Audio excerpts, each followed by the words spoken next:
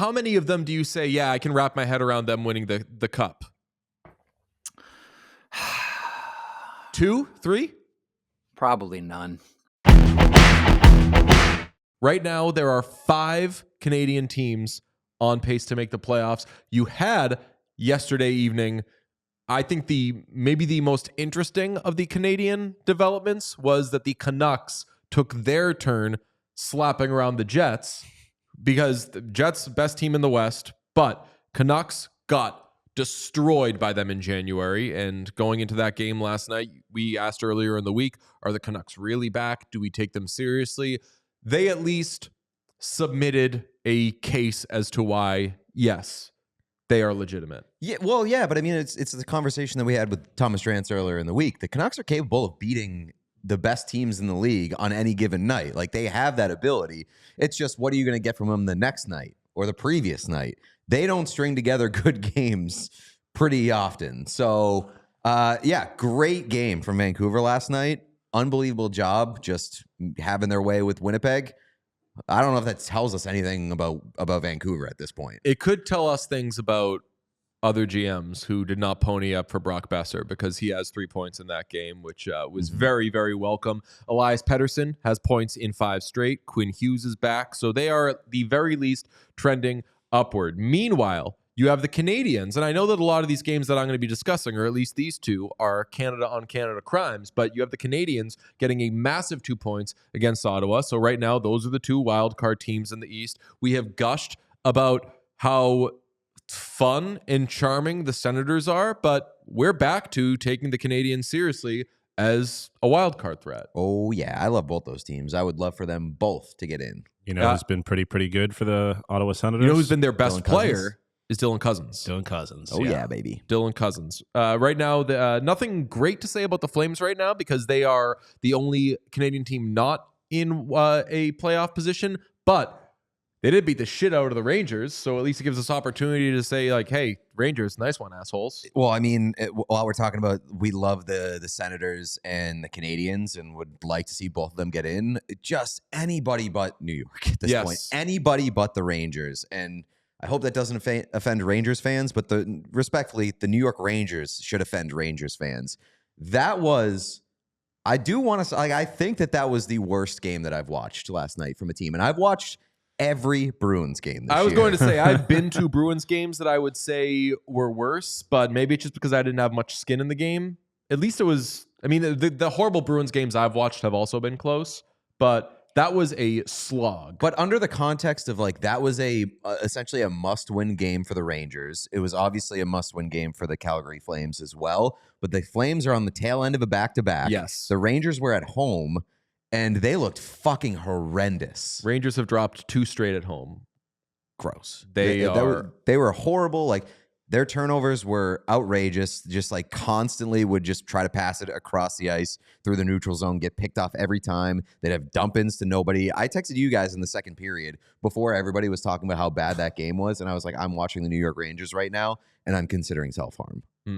Well, we've now, I believe we've now mentioned every team but the Toronto Maple Leafs. They are off, but they do have a very interesting one tonight against the Colorado Avalanche. And yes, for the Edmonton Oilers, who absolutely worked Utah, are extremely back. Zach Hyman and Matthias Ekholm both come back, have monster games. They've now won 3 straight. Calvin Pickard, good in net. My biggest takeaway is that Ryan Nugent-Hopkins, for a couple of games now, being moved back to center. He was kind of doing fuck all on Connor McDavid's left wing.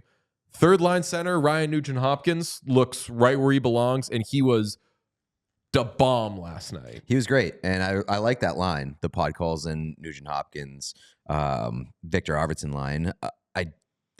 The top 6 is still, like, good game from Zach Hyman. Unfortunately, the Jeff Skinner first line game did not go the way that I was hoping it would go. It didn't look that good. I would like a better option on the right wing than Connor Brown. May I interest you come postseason in Evander Kane? Yeah.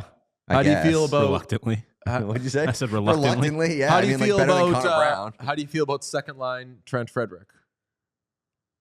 The answer should be horrible. Yeah. I don't want to disrespect our guy. No, but I love Trent Frederick.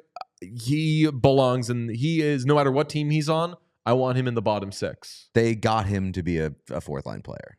I would hope. But right now you got noted fourth line center Adam Henrique just killing it. So they've got, but last night was, and I feel I'm not going to go too hard on Utah because it's just one game, but last night did remind me of last spring where they got too many guys who can beat you.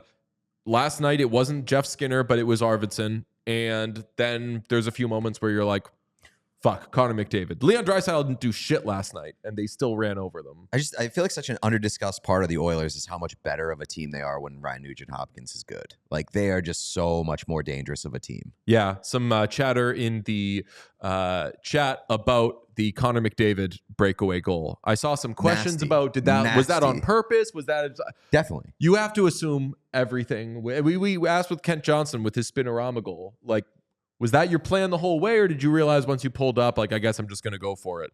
And with McDavid, I think he deserves the benefit of the doubt that if something looks like it defies logic, gravity, biology, whatever, just be like, yeah. Even if he did it by accident, it was still pretty nasty. Still did that shit. Motherfucker could literally start floating above the ice, and I'd be like, damn, he's really been putting in work in the offseason. Yeah. Evan Bouchard also with a nice little, you see that little like redirect on that. I forget who had like who sent the first pass, and then the neutral zone. Bouchard through his legs just kind of gives a little tipsy daisy to. There's a man with the package, Sean. If you could go get that package, I would appreciate it greatly. Hopefully, it's the correct place. But yeah, so right now, if you are a fan of Canada, you got to be feeling pretty good hockey wise. Yeah, I mean, I guess unless you're Calgary, it's we got a live unboxing. Remove, if you would, remove anything that says the address. I think that like Canada, if one of the Canadian teams does not get into the playoffs and every other one does, there's got to be some like punishment, right? Oh, love this. Do you want it to be the Flames though? They've been through a lot. Thank you, my friend. They have, but I mean, the rules are the rules, and we're making them up right now. If you're the only Canadian team that doesn't make the playoffs, it's got to be some sort of major punishment for that. Yes. Okay. So don't fuck this up, Flames. We are going to be breathlessly booing you and rooting against you in a little more than a week, but you better get into the fucking playoffs. Mm-hmm. We're rooting for you. Let's bring in the great Jeff Marek from The Sheet. We want to kick around a topic that we were discussing earlier. Is this maybe Canada's year? And that's usually laughed off every year. But you have the Four Nations win, and you've got every team but the Flames, and we've already decided that we're just going to kind of move the Minnesota Wild out of the playoffs and let the Flames in. Is this the year that such good fortune could finally grace your lovely nation? Oh, geez. Yeah, it looks like it's going to be 6 years. It's either going to be Calgary or Vancouver, right? Or, maybe, St. Louis, Utah, spoils the fun for Canada. But it looks like it might be, it might be everybody shy one in Canada who makes it in.